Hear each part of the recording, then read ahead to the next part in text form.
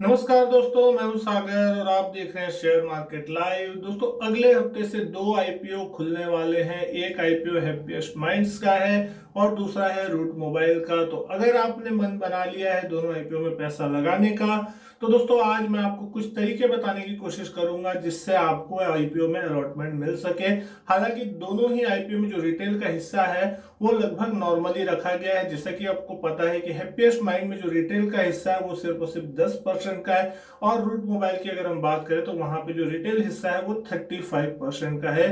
तो जहां तक जिस तरीके से आईपीओ की इशू साइज सारी डिटेल्स की बात है उसके ऊपर मैंने डिटेल वीडियो बनाई है, तो आप वहां जाके देख सकते हैं क्या क्या डिटेल्स है। लेकिन सबसे इंपॉर्टेंट चीज है अलॉटमेंट कितना चांसेस है जो कि आपको यहाँ पे मिल सकता है। तो दोस्तों कुछ ऐसी बातें हैं जिसको आपको ध्यान में रखना चाहिए अलॉटमेंट में पाने से पहले, क्योंकि जो इशू साइज है उसके हिसाब से अलॉटमेंट नहीं होगा। जितना रिटेल पोर्शन है सिर्फ और सिर्फ उसी हिसाब से आपको अलॉटमेंट मिलेगा। अब सबसे पहले अगर मैं बात करूं हैप्पीएस्ट माइंड की, तो यहाँ पे सिर्फ और सिर्फ 10% हिस्सा रिटेल के पास है या उसको मिलने वाला है। तो सिर्फ 70 करोड़ का ही शेयर जो है रिटेल के पास मिलेगा।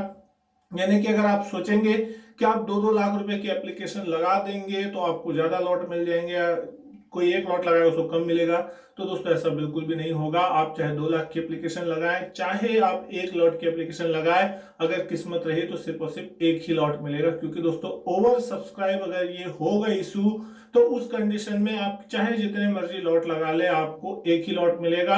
और अगर एक एक लॉट वाले में भी अगर ओवर सब्सक्रिप्शन आ जाता है तो वहां पे भी फिर किस्मत आपका साथ देगी आपको अलॉटमेंट बांटने में, और आपका अलॉटमेंट सिर्फ और सिर्फ आपकी किस्मत के दम पे मिलेगा। यानी कि कंफर्म नहीं होगा कि आप अगर 2 लाख के लगा रहे हो तो आपको पूरे 2 लाख रुपए के मिल जाएंगे, क्योंकि वो सिर्फ अंडर सब्सक्राइब के केस में होता है। तो इससे अच्छा ये होगा कि आप अगर अलॉटमेंट पाना चाहते हैं तो अपने अकाउंट से, अपने फैमिली मेंबर के अकाउंट से और सारे अकाउंट से, अगर 2 लाख रुपए के टोटल एप्लीकेशन लगाना चाहते हैं तो मैं ये कहूंगा कि अपने फैमिली मेंबर के 4 अकाउंट से 50-50 हजार रुपए की 4 एप्लीकेशन लगाएं।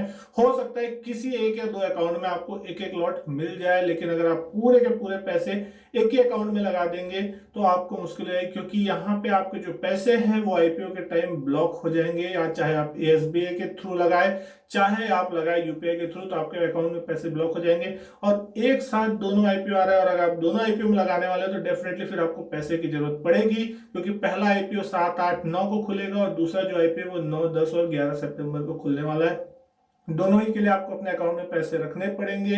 तो आप ये समझ के चलिए कि दोनों ही साइड आपको पैसे लगाने हैं, तो थोड़े थोड़े लॉट सभी अकाउंट में लगाइए तो आपको मिल जाएंगे। और दूसरी बात अगर मैं आपसे बात करूं तो एक गलती ये बिल्कुल भी मत कीजिएगा कि आपके पास अगर मान लीजिए 2-3 डीमैट अकाउंट है तो आप अपने अलग अलग डीमैट अकाउंट में एक ही नाम से एक ही पैन कार्ड से सारे एप्लीकेशन लगा दे अलग अलग।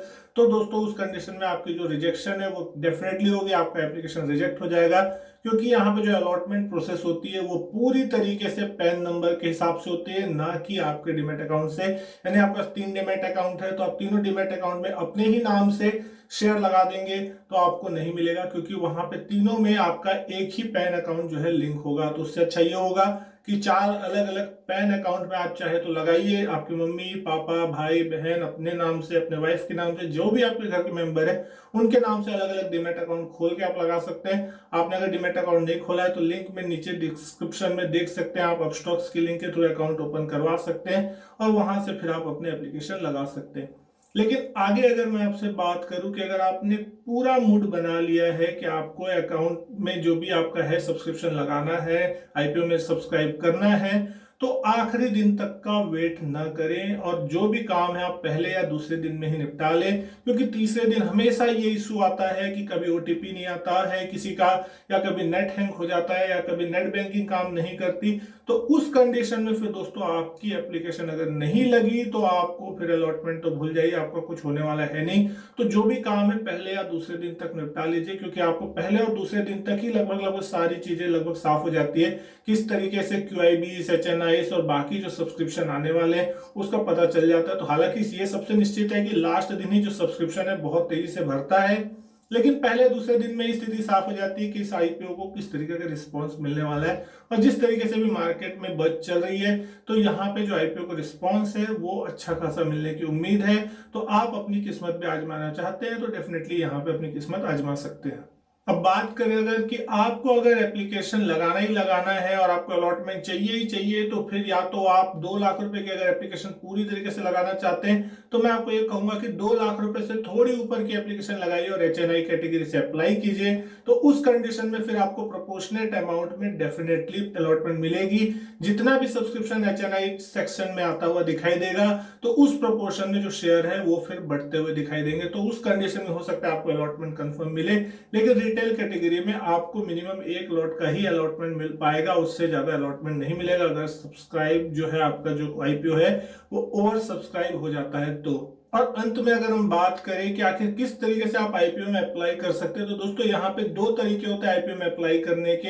एक होता है एसबा सर्विसेज, जो कि आपको बैंकिंग के थ्रू प्रोवाइड होती है, सारे बैंक्स लगभग जो है वो ये सर्विस प्रोवाइड करते हैं। और दूसरी जो है यूपीआई के जरिए भी आप आईपीओ में पैसा लगा सकते हैं। कुछ ब्रोकर्स जो हैं वो यूपीआई की सर्विस देते हैं, जैसे कुछ ऑनलाइन ब्रोकर्स है अपस्टॉक, जीरोधा, ये सारे लोग आपको यूपीआई की सुविधा देते हैं। तो आप इनके थ्रू भी यूपीआई से पैसे लगा सकते हैं अपने आईपीओ के लिए।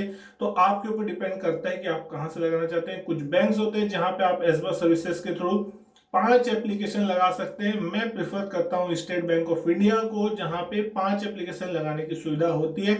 आपके पास कौन सा इंटरनेट बैंकिंग है, कौन से बैंक में आपका अकाउंट है, वहां पे आप जाके कंफर्म कर सकते हैं कि आप कितने एप्लीकेशन कम से कम लगा सकते हैं। आप 1 लगा सकते हैं, 2, 3, जिसके हिसाब से सारे बैंकों की जो डिटेल होती है वो अलग अलग होती है। कुछ 2 देते हैं, कुछ 1 देते हैं, कुछ 5 भी देते हैं। तो वहां पे आप जाके कंफर्म कर सकते हैं। या फिर अगर आप मल्टीपल अकाउंट लगाना चाहते हैं और आपको लगता है कि आपका बैंक सिर्फ एक ही अकाउंट की परमिशन दे रहा है, तो फिर आपको 4 अलग अलग अकाउंट में 4 अलग अलग बैंक अकाउंट से जो है सब्सक्रिप्शन लगाना होगा। और चारों बैंक अकाउंट में आपका इंटरनेट बैंकिंग की सुविधा होना जरूरी है, तभी आपको मिलेगा। अदरवाइज फिर आपके लिए वो एप्लीकेशन लगाना मुश्किल हो जाएगा। तो दोस्तों मैं उम्मीद करता हूं कि आपको ये सारी जो प्रोसेस मैंने आपको बताई वो आपको अच्छी लगी होगी, समझ आई होगी। और आप अगर अलॉटमेंट पाना चाहते हैं तो ये सारी चीजें जो है उसको ध्यान में जरूर रखिएगा, तो आपको हो सकता है अलॉटमेंट के चांसेस बढ़ जाए। Hope for the best. अगर वीडियो अच्छी लगी हो तो वीडियो को लाइक कीजिएगा, शेयर कीजिएगा दोस्तों के साथ। चैनल सब्सक्राइब नहीं किया है तो चैनल भी सब्सक्राइब जरूर कीजिएगा। इसी तरीके की और भी वीडियो मैं आपके लिए लाता रहूंगा। मैं आपसे मिलता हूं अपने नेक्स्ट वीडियो में, तब तक के लिए goodbye and thank you.